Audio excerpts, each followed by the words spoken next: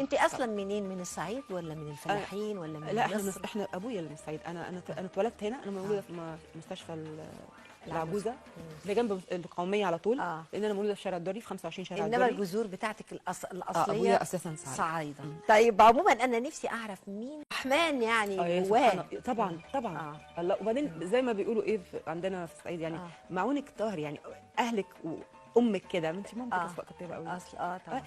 الانسان بيرجع في بيت كده انا بحبه قوي. ايوه. مش عايزه افتي اقول لسيدنا علي ولا مين، بس انا كنت قاريه حاجه بيقول لك ايه: لا تطلبوا الخير من بطون جاعت ثم شبعت، فان الشح باقي فيها، ولكن اطلبوا الخير من بطون شبعت، فحتى ان جاعت، يعني حتى لو ظروفها باظت فان الخير باقي فيها.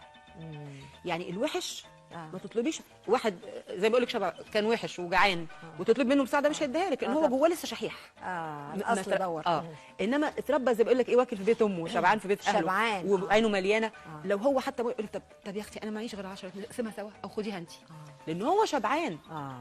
فهمتي ازاي؟ فدي عمليه بالنسبه